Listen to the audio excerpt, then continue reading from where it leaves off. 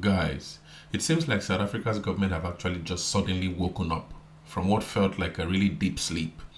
And now the Minister of Employment and Labor, her name is actually Nomako Sazana Met, is actually having this series of meetings with the CEO of ArcelorMittal, Kobus Vesta, to try to delay the what many have called the jobless bloodbath or a jobs catastrophe that would actually happen in South Africa if ArcelorMittal actually decides to exit all of its operations on long steel production in South Africa.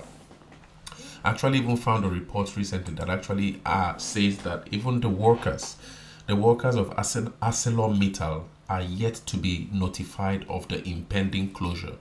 They don't even know. They've not yet been notified of the impending closure of these long steel, production facilities.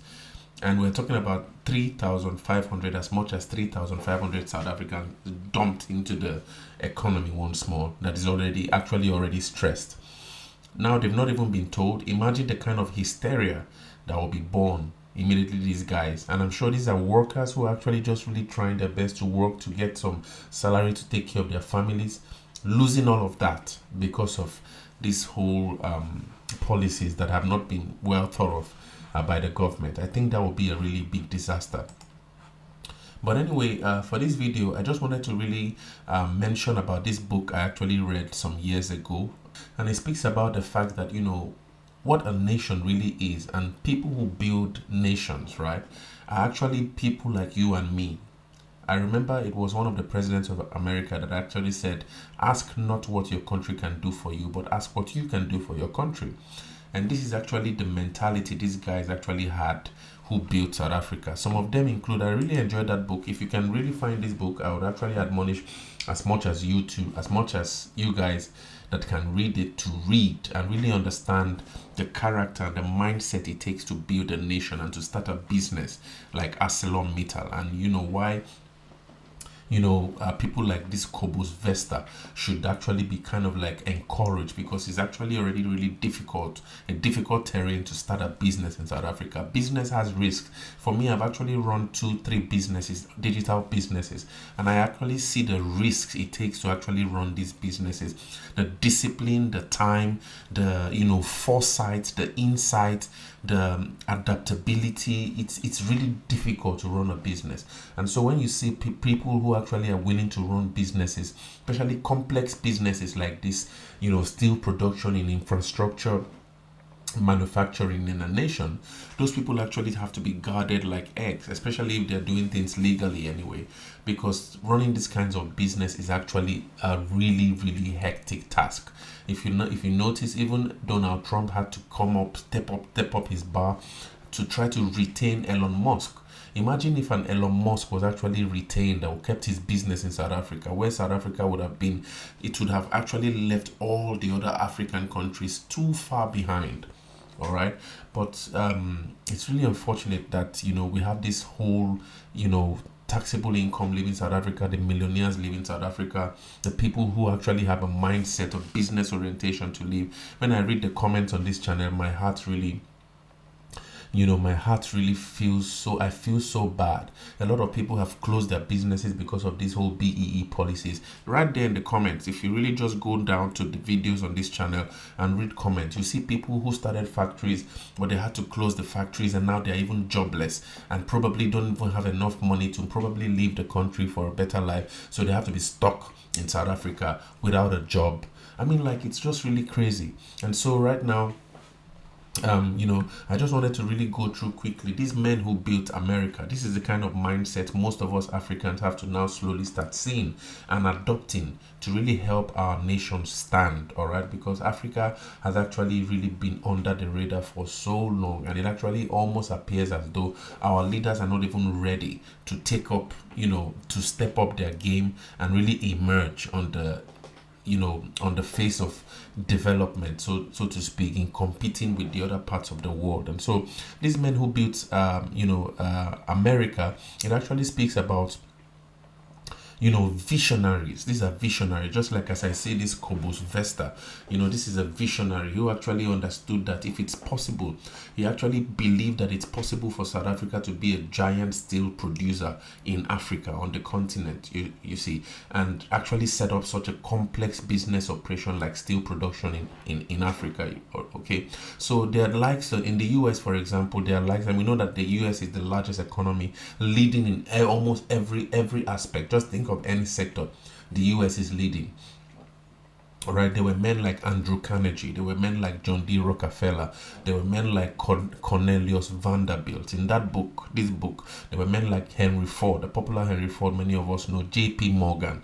These were men who had really innovative thinking, innovative minds, ruthless business strategies. In fact, some of their businesses even led them into depression. All right, so they were very ruthless, as many of them understood that business is like war. If I listen to one of my entrepreneurial mentors, he actually argues and says that business is war and you have to treat it as such. He's actually late now. His name was Ubon King from Nigeria. All right, but these are kind of like the issues, that the things that actually surround a business like this, and also a business environment in South Africa. When you find people who are ready to build a nation, you try to do all your best to sort of like protect them. Globalization has become a thing. Globalization has actually almost now started to look like the biggest disadvantage or threat to many global south or developing economies that are trying to really get a grip of themselves. Because when you open your economy to liberal policies and have the ability to really import finished goods from like the East, for example, in China, India, and all that, you kind of like take away the earning power from your own people, and then your own people become like guinea pigs, so to speak, who just really sit down and depend on imports. And how do you keep these people busy? What makes life livable and what makes life valuable is the fact that one contributes to his own well-being and the well-being of his family. But when you have that redundancy being created as a result of the lack of unemployment opportunities or opportunities to add value to oneself, you're just creating an atmosphere for disaster. If you think Nigeria, for example, some of the men who built Nigeria, although many of them are being criticized as being monopolies, but the likes of Aliko Dangote, in fact, when he even decided to get into this new, petroleum refining business, which is actually, currently undertaking now in Nigeria, he actually went grey. That's to show you the kind of stress it takes to really build a business that would prop a nation. All right. So when you have these kinds of policies, I think government should actually be able to encourage them, so that at least a nation can actually have meaningful jobs that provides opportunities for people to add values to their lives and that of their families. But anyway, in this instance of ArcelorMittal, suddenly the South African government has woken up, and now they've engaged in talks with the CEO Cobus Vesta to try to kind of like negotiate on what could actually be waived, some tariffs that could actually be waived to help them retain or probably delay the exit, and to retain those about 3,500 jobs. Actually, this Minister of Labour and Employment argues that there are up to as much as 16,000 jobs, which might be indirectly linked to these 3,500 jobs, because there are other industries that use the products that are actually produced from ArcelorMittal, and if you cut ArcelorMittal off, you actually affect those other industries or companies, and that as much as 16,000 jobs could actually be lost by the exit or the departure of ArcelorMittal from South Africa. Let's quickly listen to Minister of Labour and Employment, Minister Nomakosazana Met, actually explain how the South African government has been pleading with ArcelorMittal CEO to really retain or delay this exit and probably help to really keep these 3,500 jobs. And I'll be back with a reply and a response from ArcelorMittal CEO. And your concern is mostly employment and labor, as per your department. Paint for us a picture of the impact that this would have on workers. 3,500 jobs, as we have correctly articulated, is quite a big number we can't afford. And with the steel industry, it's not only those direct and indirect jobs in terms of ArcelorMittal.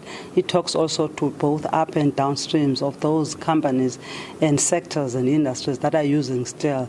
So it's something that we can't afford already. The automotive sector, there is also an estimation of about 16,000 jobs that might be lost, including the CEO saying if you look at all the companies that are using their products, it can be 80,000 to 100,000. So it is important that we engage both government and business to understand that this will be a very serious challenge that we'll face if then they were to close down this business. So we are saying let's talk. Yeah, you heard it for yourself. So the government actually now sees the importance of ArcelorMittal and really wants to, negotiate and engage in talks. I saw Park Tao, I think he's the Minister of Trade and Industry and Competition, at the World Economic Forum, I think it was 2 days ago, where he was actually trying to sell South Africa as a place for destination for investment. But it's really difficult because with this kind of issues going on right now, I don't really know who would want to really invest in South Africa in this really turbulent situation, except maybe policies would have to be adjusted to benefit external investors. But then would that be done at the cost of crushing internal companies going forward? Let's begin listening to what CEO of ArcelorMittal, Govt Vesta, had to actually say to the South African government, and the reasons why he wishes to leave, and if possible, if these things he's actually demanding for aren't really achieved, and on the level of the other part of the government, ArcelorMittal will actually depart South Africa in January. The fundamental issues remain demand and the cost issues. I think demand won't change overnight, but it doesn't mean a company has to be loss-making in a low demand scenario.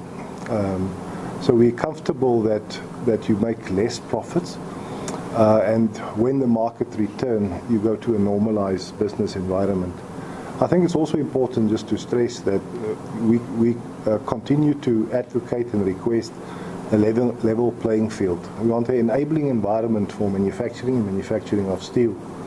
So those cost issues that we well publicized in terms of energy and rail, those need to be addressed. The unfairness in terms of the tax PPS system and the export tax, those need to be addressed. They are complicated issues, but they also there's a lot of people willing and able to work at it hard, and sometimes we can find interim solutions to see how we address the issues longer term. But then I'll be stopping this video here. It's getting too long already. Share your thoughts. What do you think about this video and Govt Vesta, and Minister of Labour and Employment, and the whole problem with ArcelorMittal? Share your thoughts in the comments.